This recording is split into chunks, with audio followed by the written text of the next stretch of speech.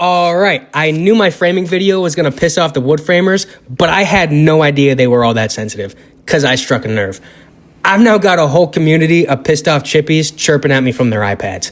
I thought Big Lumber would at least send their best soldiers to my comment section, but instead, they sent a bunch of sofa scholars who just worked through their apprenticeship by binging HGTV on a lazy boy. I mean, some of you guys had good points, and thank you all for the friendly engagements, but most were just Home Depot Pro Card carriers spam commenting from their phone rested on their beer belly.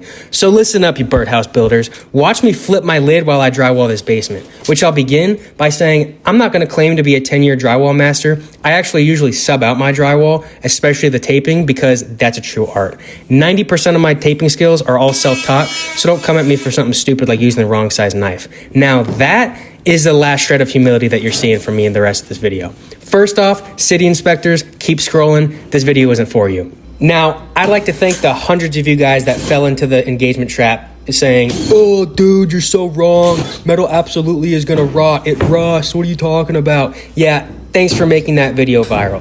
If you've got enough moisture in your basement to be worried about your studs rusting, then why are you even finishing that basement to begin with? Now here's a binky for all you Milwaukee guys who are so red-faced pressed about me not using a sill seal, which isn't even mandated, by the way. But low-key, I could see your point about it being cheap insurance and just an extra precaution that can be taken to help avoid rusting out that bottom track. I'll look into it. I could definitely see it being an important step if the basement that you're finishing has a moisture issue, which, if it does have a moisture issue, enough to be concerned about rusting out your studs, are you for real telling me that you would rather use wood that molds in a damp basement? I'll take rust over mold any day. I mean, I could explain this to you, but I can't understand it for you. And I don't have the time or crayons to spell this out any clearer.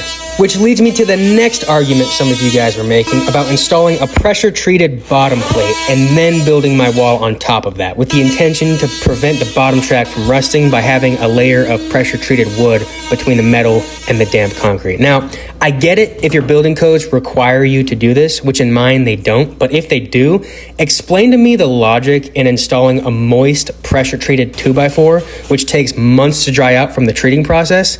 You're telling me instead of having your bottom track against concrete, you want it against a soggy 2x4 that's going to hold moisture against your fragile galvanized steel studs.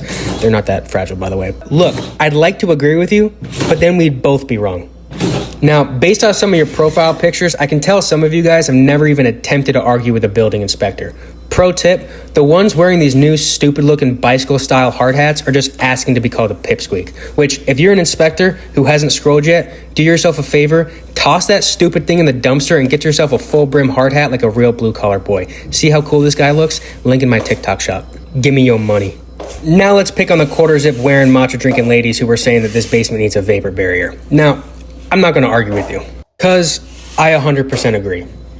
I pitched it to him. I explained to him the reasons that you should have a rigid foam board installed, taped at the seams behind your walls, and he said, "Nah fam, I'm good."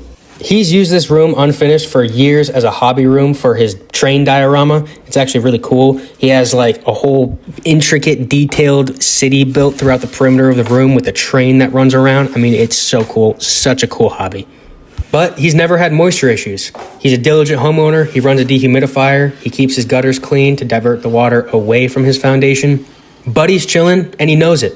Then he signed off on not using it, so I got started. But I do agree, a rigid foam board taped to the seams is definitely recommended and usually in my Garrett's Handy Jobs basement finishing package. Not Drylok. Now roll with me for a second. Using a waterproofing product like Drylok in a basement is treating a symptom, not the cause of water intrusion. If the house doesn't have proper grading or a French drain installed or clean gutters to direct water away from the foundation, a product like Drylok isn't gonna win against any amount of hydrostatic pressure behind the blocks. The waterproofing layer doesn't allow the brick to breathe and over time is gonna weaken the foundation because it's just soaking water inside that brick.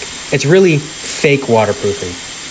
Real waterproofing goes on the outside, below grade, with membranes, drainage pipes, gravel backfill, properly working gutters to direct water away from the foundation, all which this house has. So I felt comfortable how I built this.